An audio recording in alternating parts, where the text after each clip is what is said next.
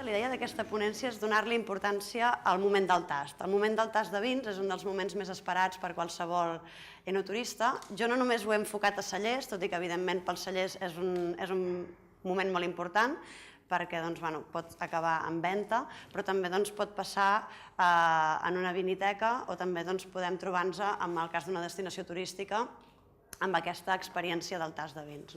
El primer de tot és tenir en compte que el tast de vins és una experiència de per si sola. Per tant, quan tu vas a viure una experiència i te posen un tast de vins, ja només el títol ja t'està dient que hauràs d'activar els teus sentits. Per tant, és molt interessant aprofitar-lo. Per què? Per aprofitar-lo per vendre? Sí, evidentment per vendre, pot ser un dels objectius finals, però sobretot per transmetre els nostres valors, perquè si el tast no és coherent amb tot el que nosaltres hem estat explicant que som, doncs una miqueta el record serà contradictori. Aviam, el tast no deixa de ser un ritual, i com a ritual té molts recursos que pots utilitzar perquè no només el vi sigui important, sinó molts altres elements siguin importants. Una de les coses a tenir en compte prèvies al tast és el lloc, on es farà aquest tast.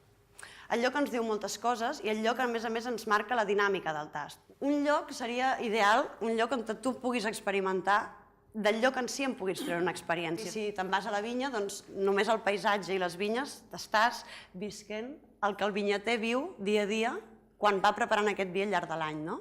El valor és absolut. O sigui, cada cop que passis per davant d'aquella vinya pensaràs en aquell vi. I que fan que la persona que ve a visitar-te pugui convertir-se en prescriptor teu. En aquest cas seria potenciar la venda. Si tu fas el tast en un espai on te pots anar veient altres vins que potser no tastaràs, però que et van atraient per diferents motius, doncs estàs fent que durant el tast s'aprofiti el temps per pensar què compraràs en realitat, i estàs aquí fent una previsió de compra. També és interessant. En aquest cas és una experiència que està més basada en què viu l'enòleg al seu dia a dia. No només pots tastar els vins embotellats que pots comprar, sinó que a més pots tastar vins que no estan acabats de fer, i aquí l'experiència es basa en fer alguna cosa especial, en fer alguna cosa que no podries fer en una viniteca o en fer alguna cosa que no podries fer en qualsevol altre lloc. Només ho pots fer anant a visitar aquest celler, per tant és una experiència única.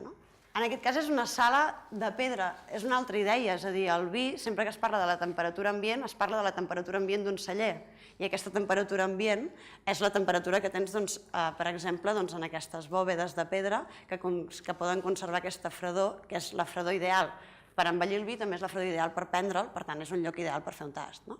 En aquest cas, clar, si tens la capacitat de fer-ho, com que no és recomanable fer un tast de vins dintre de la sala de botes per totes les aromes que les botes desprenen, si pots tenir una sala de tast amb vistes a les botes, però amb un vidre que te lliuri d'aquests aromes que poden incidir en el vi, doncs clar, és ideal, no? Els estris pel tast, aquí també se li dona bastanta poca importància. Estem molt acostumats, com que és el que tenim a casa, doncs ja està bé, amb la copa que tens allà en el laboratori, inclús, té el seu al·licient. Però també és veritat que, clar, els estris posen valor a el que hi hagi dintre d'aquells estris. Si tu a aquell vi li dones una casa gran, doncs ja abans de tastar-lo ja estàs dient, ostres, me n'han posat molt poquet, me l'han servit amb un decantador, la copa és molt rara, etcètera. Per tant, tot això ja t'està donant una sèrie d'idees que allò que tastaràs és especial i que, per tant, requereix un entorn i, per tant, requereix uns estris especials. Coses per diferenciar-se n'hi ha moltes, no cal que les facis totes diferents. Justament és fer-ne una i una que t'identifiqui d'alguna manera.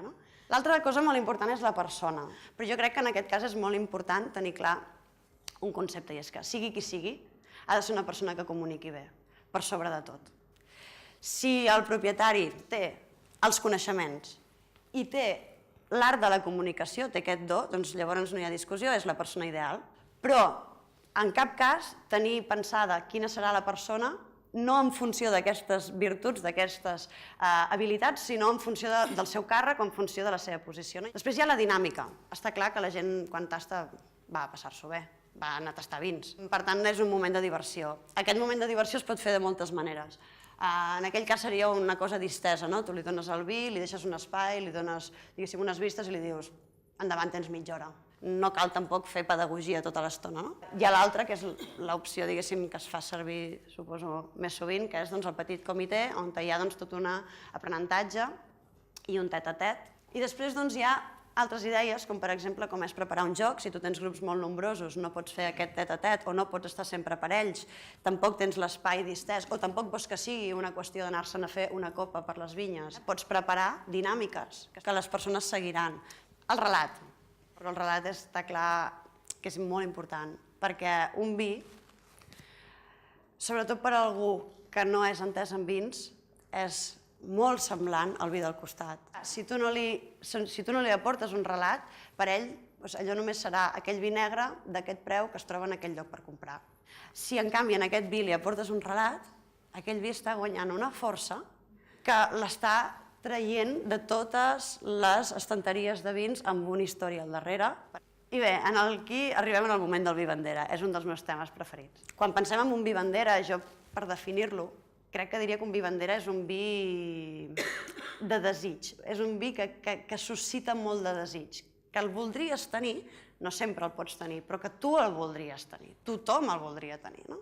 I és aquí on m'agradaria que féssim un petit tast del que jo considero que podria ser el vi bandera de l'Empordà, justament per aquesta seva dificultat d'accessibilitat, per als anys que li costa d'estar elaborat, per la història que té al darrere per explicar i per les sensacions d'exclusivitat que t'adona quan el tastes, i és que qualsevol persona que ve de fora i no ha tastat mai una garnatxa de l'Empordà es queda gratament sorprès i sobretot a vegades inclús una mica emocionat per totes les característiques que s'uneixen en aquest vi de dolçor, d'acidesa, de frescor alhora i de complexitat aromàtica.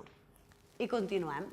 Les notes de tast. Les notes de tast, jo crec que es té, diguéssim, molt poc en compte i es té molt poc valor a el que són les notes de tast que te fan els prescriptors i que tu pots utilitzar per donar a conèixer els teus vins a través de la boca d'uns altres i que, per tant, pots buscar diferents maneres de fer aquesta vinculació. I, per últim, el que és el material promocional, que jo n'he dit la fotografia. Una mica el material promocional, jo és a el que em refereixo, allò que te guardes més enllà del vi. Està molt bé perquè associen el que tu li dones importància, en aquest cas com a destinació, amb el material que tu regales. I, sense més preàmbuls, si teniu alguna pregunta o alguna qüestió...